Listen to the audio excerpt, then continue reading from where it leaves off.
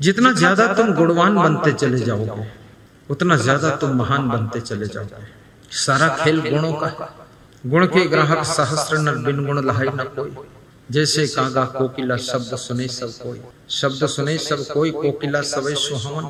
दो को एक रंग, काग सब भय अपावन।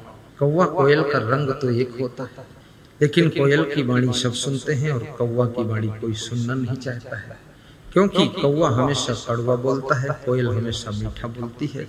और कोयल की वाणी सुन करके लोग स्वयं कोयल की नकल करते हैं, कोयल जैसा बोलते हैं कि हम भी कोयल बनकर बोलेंगे। तो कोयल कंपटीशन में फिर और बोलती है, फिर कोयल शर्मा के चली जाती है। याद रखना, प्रिवाक्य प्रदानेन सर्वे तुष्यन्त जन्तवः, तस्मात् देव वक्तव्यम बचने किम दरिद्रता। चाणक्य बहुत बड़े नीतिकार हुए हैं। उन्होंने कहा है प्रिय वाक्य बोलने में क्या दरिद्रता है, क्योंकि प्रिय वचन सबको अच्छे लगते हैं, सबको पसंद आते हैं। दुकानदार जब प्रेम से बोलता है तो ग्राहक उस दुकान से सामान हमेशा के लिए खरीदने का मन बना लेता है। एक अधिकारी जब प्रेम से बोलता है तो उसके कर्मचारी उसी के साथ रहने का मन बना लेते हैं। और एक मुख्यमंत्री जब अपने विधायकों से प्रेम से बोलता है तो सभी विधायक यही सोचते हैं कि हमेशा इसी को मुख्यमंत्री बनाना है, कम से कम दया माया तो रखता ही है। ये प्रेम बहुत बड़ी चीज है। और याद रखना, प्रेम से बोलना ही केवल नहीं है, प्रेम का व्यवहार भी हो, प्रेमी स्वभाव भी हो, प्रेम से भरे हुए कर्म भी हो, प्रेम से बर्ताव भी हो, प्रेम से रहन सहन भी हो। और जिससे प्रेम करते हो उसके खाने पीने सोने बिछोने का भी तुम्हें ध्यान रहना चाहिए, क्योंकि प्रेम का स्वभाव है जिससे तुम प्रेम करते हो उसके खाने पीने की भी चिंता तुम करने लग जाते हो। जैसे अभी महान भक्त श्री हमारे सिल्लीगुड़ी दार्जिलिंग से शंभू कुमार पोद्दार जी आए, उनकी माता वहां से खीर बनाकर, गुरु से प्रेम है, उनको मालूम है कि अररिया में खीर की कमी नहीं है, खीर बहुत मिल जाएगी, लेकिन फिर भी वो लेकर आए कि हमारा गुरु एक चम्मच खा ले। मायानंद जी के मौसी वो भी खीर बनाकर लाई, पड़ोस गांव है वहां से। हमारे लल्लन कुमार जी कल सफेद और लाल रंग का छेना लेकर आए थे। उनका मन था मेरे सामने खा ले, बात को पता नहीं इधर उधर हो जाए ना खाए। तो मैंने खाया तो उन्होंने कहा कि हाँ ठीक है। फिर उन्होंने कहा ये भी खा लो दूसरा वाला। ये लल्लन कुमार जी, जिससे ताली बजा दे उनके लिए, आशीर्वाद। बैठो। शिवरी का राम से प्रेम था, और प्रेम जब अति शुद्धता को उपलब्ध होता है वही प्रेम भक्ति बन जाता है। शिवरी राम के प्रेम में बेर पत्ता के दो नाम रखती है और आम खाते हैं। बेर में कोई गुलाब जामुन का स्वाद नहीं है, लेकिन रामायण में लिखा है कि प्रेम के बेर है, प्रेम के बेर है, पेड़ के बेर नहीं है, प्रेम के बेर है। ऐसे ही कभी कभी आप किसी के यहाँ मेहमान बनकर जाते हो, उसके यहाँ जो भोजन खिचड़ी भी हो या रोटी दाल चावल भी हो, उसी में सुख मान लेना। और खाने के बाद दो शब्द प्रशंसा भी कर देना कि बहुत अच्छा लगा, आनंद आ गया। प्रायः खाने के बाद दो शब्द बोल देना चाहिए।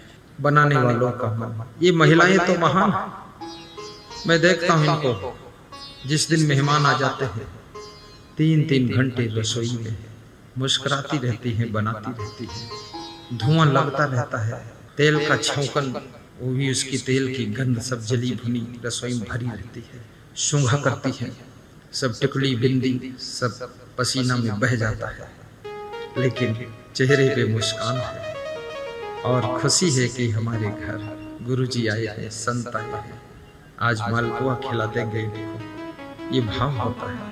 इसलिए महिलाओं को धन्यवाद दे देना चाहिए, क्योंकि घर की शोभा एक महिला से बनती है और गलत महिला से बिगड़ भी जाती है। पुरुष किसी भी मेहमान का सम्मान नहीं कर सकता है यदि उस घर की महिला महिमावंत नहीं है। पुरुष केवल मेहमान को ला सकता है, लेकिन खुश करके विदा नहीं कर सकता है। यदि महिला महान है, पुरुष ले आएगा, वो महिला समय पर नाश्ता बनाकर खिला देगी, मेहमान खुश होकर चला जाएगा। और जिसके द्वार से मेहमान खुश होकर विदा होता है उसके घर में लक्ष्मी की कमी नहीं रहती है। और जिसके द्वार से मेहमान रुष्ट होकर के दुखी होकर विदा होता है उसके घर से लक्ष्मी रूठ जाती है। याद रखना, लक्ष्मी द्वार पर आए हुए अतिथि का स्वागत जहां होता है वहीं निवास करती है, और दरिद्र वहां निवास करता है जिनके घर में अन्न को फेंका जाता है, जिनके घर में सुबह से शाम तक पति पत्नी, माँ बेटे, भाई भाई लड़ते झगड़ते रहते हैं, उनके घर में दरिद्र आता है। जिनके घर में मूर्खों का आदर है, बुद्धिमान का कोई स्थान ही नहीं है, उनके घर में दरिद्र रहता है। मूर्खा यत्र न पूज्यन्ते धन्यम यत्र सुसंचितम दाम्पत्य कलहो नास्ति श्री स्वयं आगता। नीतिकार कहता है जहां मूर्खों का सम्मान होता है, अन्न का अनादर होता है, पति पत्नी में कलह कलेश विवाद होता है, वहां से लक्ष्मी रूठ कर चली जाती है। कुचेलेन वदन्तमलोपधारणं बहवासनं निष्ठुर भाषणं च सूर्योदये च हस्तामिते शयनं विमुच्यति श्री यदि चक्रपाणि। जो लोग मैले वस्त्र पहनते हैं, दांतों पर मैल लगा कर रखते हैं, जो लोग बहुत भोजन खाते हैं, ठूस ठूस कर खाते हैं, और जो लोग गालियां बकते हैं, जिनके मुख से कठोर शब्द ही निकलते रहते हैं, जो लोग सूर्यास्त और सूर्योदय के समय सोते रहते हैं, जो लोग घर की साफ सफाई नहीं करते हैं, सदा गंदगी बनाए रखते हैं, कोई विष्णु भगवान क्यों ना साक्षात हो, उनके घर से भी लक्ष्मी जी विदा हो जाती है और वहां दरिद्र आकर के बैठ जाता है और कंगाली उनको भोगना पड़ता है। इसलिए साफ सुथरा कपड़ा पहनना चाहिए, साफ सुथरा दांतों को रखना चाहिए और मधुर वाणी बोलना चाहिए, और साथ साथ में भोजन भूख से कम खाना चाहिए, और सूर्योदय और सूर्यास्त के समय सोना नहीं चाहिए। उठ करके प्रसन्न होकर के अपने दिनचर्या को निपटाना चाहिए, तब आपके घर में लक्ष्मी का सदैव वास रहेगा। और जोरदार ताली भी बजाना चाहिए। तात स्वर्ग अपवर्ग सुख धरिय तुलायिकयम्।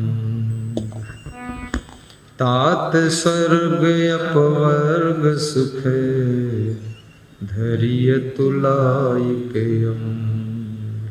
तुला के एक पलड़े पर हे तात स्वर्ग का सुख और मुक्ति का सुख भी रख दिया जाए, दुनिया का सुख रख दिया जाए, लेकिन सत्संग के सुख के बराबर वो भी सुख नहीं है।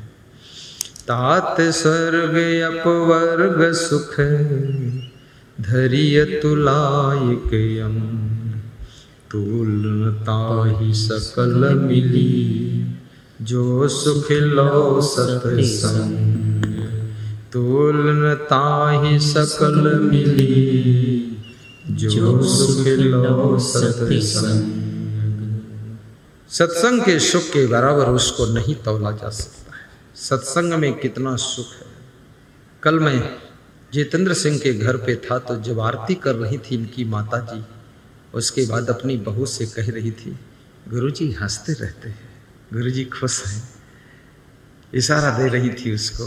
मैं सुन रहा था तो मैं क्यों खुश हूँ, क्योंकि मैं रात दिन सत्संग में ही रहता हूँ, खुद ही सत्संग करता हूँ, तो मुझे खुशी क्यों नहीं होगी। हम तो सबको खुशी देते हैं तो हम तो खुश रहते ही हैं। मिलता है सच्चा सुख केवल गुरुदेव तुम्हारे चरणों में। मिलता है सच्चा सुख केवल गुरुदेव तुम्हारे चरणों में।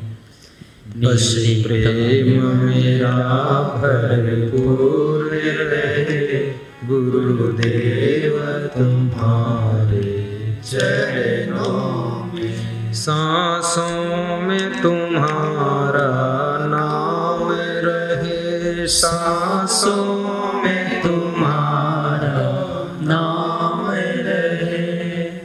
दिन रात सुबह और शाम रहे, हर वक्त यही बस ध्यान रहे गुरुदेव तुम्हारे चरणों में। गुरुदेव तुम्हारे। सब लोग गाइए, बहुत सरल प्रार्थना है।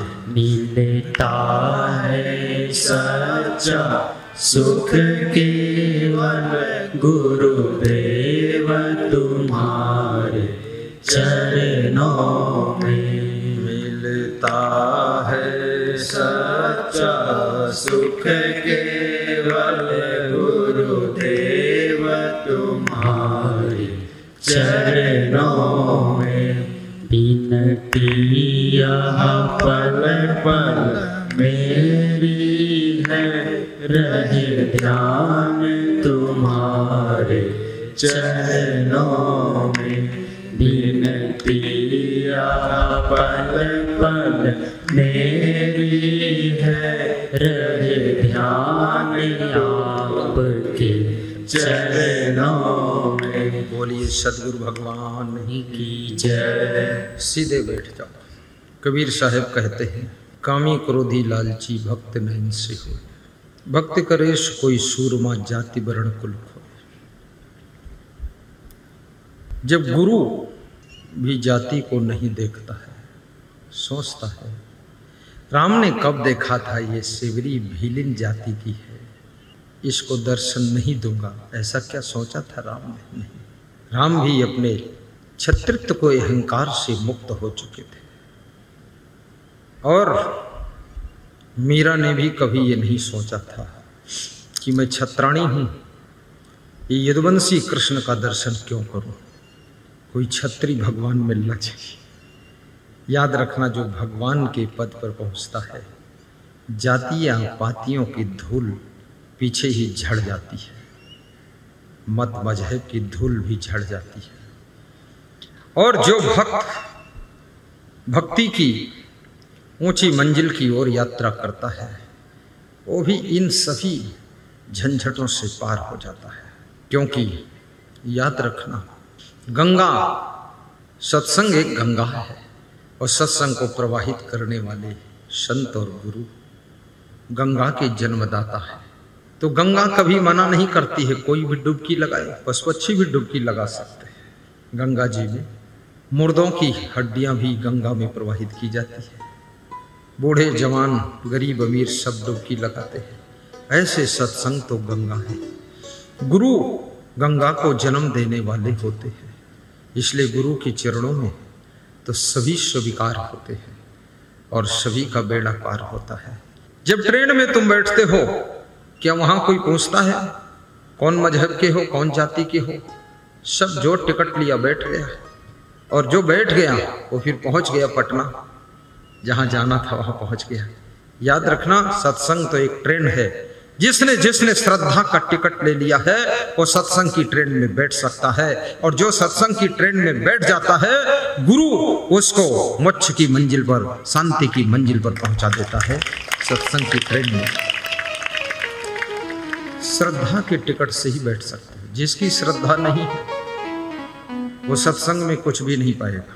वो सत्संग में आएगा भी अगर, तो किसी के चप्पल जूते ले जाएगा, किसी महिला की गले की चैन खींच ले जाएगा, किसी का थैला उठा ले जाएगा, चुट्टा चोरी करके जाएगा। ये चोरी करना है, इतना बड़ा संसार पड़ा है। तुम सत्संग में आकर के भी अगर चुट्टाई नहीं छोड़ सके, अब तुम कहाँ तरोगे? सोचो। कहते हैं संसार में जब कोई पाप करता है तो उसको पाप का फल मिलता है, लेकिन सत्संग जहाँ पाप सब धोए जाते हैं, पाप ताप त्रेताप संताप श्राप सब धुलकर साफ हो जाते हैं, और सत्संग में आकर के जब कोई नया पाप करता है तो उस पाप का फल महापाप बनता है, और महापाप का फल इतना दुख है कि जन्म जन्म तक ये आत्मा भटकती रहती है। इसलिए सत्संग में आकर कभी कोई पाप नहीं करना चाहिए। अगर किसी के 20,000 रुपये गिरे हुए मिल जाए तो अलाउंस करके उसको दे देना चाहिए, किसी का मोबाइल मिल जाए उसको दे देना चाहिए, और किसी का थैला मिल जाए उसको दे देना चाहिए। लालच आना नहीं चाहिए। जब लालच से तुम मुक्त होते हो तभी भक्ति का शुभारंभ होता है। जब तक लालच तुमको पकड़े रहता है तब तक भक्ति स्टार्ट ही नहीं होती है। इसलिए लालच से छुट्टी पाओ। गुरु के चरणों में, इसलिए सत्संग में, मंदिर में, मस्जिद में, गिरजाघर में, आप कहीं भी चले जाइए, सभी जगह दान दान दान दान दान की बात चलती है। मंदिर में दान, मस्जिद में दान, गिरजाघर में दान, धर्मशाला में दान, तीर्थ किनारे पंडा पुजारी के पास दान, संत गुरु के पास दान। ये देखो, मैं इस पर गौर किया हूं, सब दान दान दान दान हो रहा है। फिर सरकार में देखो अनुदान, गांव में देखो योगदान, बीमारों में देखो तो रक्तदान, परिश्रमियों को देखो तो श्रमदान, नंगे उघाड़ों के लिए वस्त्रदान, भूखे लोगों के लिए अन्नदान। सारा दान का ही कार्यक्रम। अज्ञानियों के लिए ज्ञान दान, हम ज्ञान दान कर रहे हैं। यहां ऐसा कौन है जो दान नहीं कर रहा? सब दान कर रहे हैं। फूल भी खुशबू दान कर रहा है, सौंदर्य दान कर रहा है, सूरज रोशनी दान कर रहा है, हवाएं ऑक्सीजन दान कर रही है। पूरी सृष्टि दान करने में लगी हुई है। तो सृष्टि में तुम सबका दान ले रहे हो, तो तुम भी कुछ दान करो, योगदान करो, श्रमदान करो, कुछ प्रदान करो। इतनी कंजूस क्यों बने हुए हो?